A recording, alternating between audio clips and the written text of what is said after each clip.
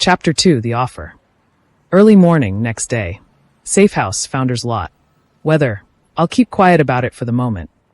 Status. Last night, I couldn't bring myself to take that shit. No fucking way. Not only did it look like bile extracted from a dead corpse, it probably tasted like that too. So I didn't. I downed a bottle of gin instead. Local stuff, nothing fancy. The label was half peeled, the glass sweating in my hand. A girl's got to do what a girl's got to do in times like these. Couldn't let a bottle go to waste. Jareth sent a speed pigeon earlier, message tube on its leg, and told me to meet up. He said Discordia had another mission for me. This time a little different. I could only wonder what they meant by little different. Last mission, they'd had me climbing the estate of a wealthy Zangrian, just to steal some documents. Problem was I stole his throat. Not part of the brief, but sometimes things didn't go as planned. Papers. Gotten. Payne's face, sour as a virgin on dried toast and olives. Nothing changed her. Olives could have turned to grapes, and she still would have found a reason to scowl. They got what they needed, and so did I. Nice pay packet. Back in the safe house, the room looked the same as it always did. One table, one chair that listed to the left, a window filmed with grime. A black vial sat in the middle of the tabletop like it owned the place. I kept catching it in the corner of my eye, dark glass swallowing the light. The gin left me with a headache that felt bolted behind my eyes. Breakfast would have gone down a treat. I cracked some eggs and laid a strip of bacon in the pan. The fat snapped and hissed, loud in the quiet. I took a drag and let the smoke sit in my mouth while the stove warmed the air. For a minute, life smelled good, salt, grease, heat. Sorry to the vegans, but I didn't do grass. And until I turned into a cow, a woman needed her meat. Who knew? Maybe I wouldn't need that black shit after all. Everything needed a purge once in a while, including the brain. The psychomancers had a name for it these days. Cellular mind-body trauma reduction. Like dressing rot in a clean shirt. Just don't kill yourself, or anyone else, in the process. Hence the chains. And the straitjackets. Weather prediction. I've kept quiet long enough. As shitty as yesterday. I'd grabbed the paper a few minutes earlier. The delivery boy keen to make an extra buck. I ruffled his hair on the way out, hoping he'd stick to an honest day's work. The box cutter boys down at the stations didn't. They never lasted long. If the gangs didn't turn them into fodder, the rats and crows made meat of what was left. With my plate on the table and bread that wasn't too stale, I dipped a heel into the egg yolk, already drowning in pickles and relish. I opened the paper. A common phrase slipped out of my mouth. Interesting times. It was the name of the paper, 2 catchy words, and it suited Nervinia just fine. Nervinia had 10 districts. Outskirt and the prime lands bent along the southern edge of the twine. Uptown and the Bone Quarter sat strangely juxtaposed to the north. Downtown, the South Industrial, and the West ran tight along the eastern coast. Then there was the coastal, stretched over the northeastern bridge, where nobody went unless they were a convict. Did I miss anything? Maybe Midtown. Maybe downtown Central, where Founder's Lot sat on the peak between civilization and volatility, close cousin to Cuddle Ridge. Founder's Lot had its own reputation anyway. Factories, brothels, bars, and gang territory stacked on top of working-class misery. Cuddle Ridge wasn't much better. Narrow streets, gambling dens, fish markets, brothels, taverns. The kind of place that made a person keep one hand free. What do we have here? I chuckled for a moment. Same old. The world always wanted to fall back on its founding principles. Gossip, tragedy, scandal. Like gravity did the editing. A squib about the Bone Quarter, packed with Annex Town strays, and the ones the city didn't know what to do with, Tamarins and Brythunians among them. Someone was crying for more land, which in Nervinia usually meant someone else was being told to move. Then the Brythunian pages.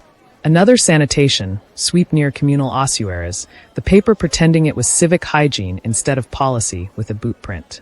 City guards raided those places whenever they felt like making a point. Brythunians had been conquered and driven down after the Skeldrame war hosts took them. So of course the dead were the last thing they were allowed to keep properly. Princess Marlene caught. I didn't finish that line. Some stories weren't worth lending your eyes to before breakfast. I folded to the back and went straight to the job columns. Dockhands wanted Rotwater Quay. Pay negotiable. Discretion required. Discretion. Right. Rotwater Quay was river business, and river business was never clean. Rooms to let, founder's lot. No questions, no visitors after bell. That one didn't need translating. Founder's lot was what it was. I set the paper aside, wiped my fingers, and went back to my eggs like the city hadn't been trying to eat itself alive since before I was born. Knock knock. Who the fuck is it now? Go away. Not interested in salvation, I shouted. Not as common these days, but it still happened. Ill as missionaries sweeping the streets. Midtowners bored with their lives, or bored with their wives. Not game enough to purge their sins over hookers and wine, so they tried to salvage the unsalvageable rubble instead. Neither am I heard a deep, familiar voice.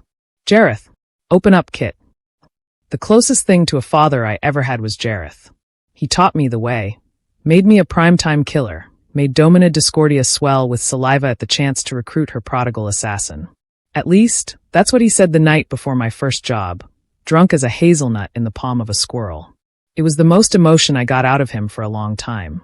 After that, it was business. I opened the door. Jareth stepped in. Older than the day he rescued me, broader, heavier. His hair was betrayed by white, his skin weathered by toil, scarred, troubled, and carrying every bit of crap it took to survive as an assassin and a handler. Same piercing blue eyes, though. Grim enough he'd break glass by his stare, yet soft enough to back off when you needed him to. Smells good. Want some? I asked, sitting back down. He followed me to the table. I'm fine, stomach's in a bit of a knot. I grinned. Pedres? Options are slim, I confess, he said, lips pressing down. Had to catch up with that old boy. How's he doing? I asked, finishing the last bit of bacon. Good, he replied, minimal at that. He took his jacket off, propped it beside a box, then pulled up a seat, fingers locked on the table. You pride yourself on wearing that ring, I said, seeing it catch the light through the gray. Gold, an engaged octopod, engraved with a spider. Huh. He looked at it. You forget sometimes what you wear. It kind of sticks to you like. He paused. No profanities from Jareth. For one, he had manners. The vial had been there. Whether he noticed it or not, he didn't ask what it was, only said, Heard you're struggling with fire again? It was the simplest, subtlest way to put it. We dealt with that in my teens. Now it was back. I'm exploring alternatives, I replied. He shook his head. Well, that looks like it might sink the Black Canary. I laughed. We both knew what he meant, old slang for stripping down stubborn boat paint. He shuffled, a sign he'd grown restless, like he'd lingered too long. Here's the invite to your job interview. What job interview? They're offering you a position in the lower chamber. I took the letter and unfolded it. A whisper? You've got to be fucking kidding me. No, I'm not, and you'd better learn to cut down on the swearing. It doesn't work like that down there. It's not the local football team. But I can't. Why not? I'm not built for pen and paper. I tensed, sweat prickling at my hairline, jaw clenched so hard I could have cracked walnuts for the whole damn district. He looked at me like I was missing the point. You enjoy all the blood? He asked. The filth you have to scrub off your skin? Then he leaned back, drew a slow breath, and held it a beat. You choose. But if you back out now, you'll always be a glorified cleaner. He got up, unhurried, and pushed the chair back into place like he was resetting a room after a meeting. It's never been a joyride for you, Kit. But you know better than to let an opportunity walk past when it's staring you in the face. He nodded toward the vial. Take that black shite and clean yourself up. You're a big girl now. A grin tugged at one corner of his mouth as he turned for the door. Besides, he said over his shoulder, you'll get to wear a dress. Who knows, you might even like it. Dress. Was he serious?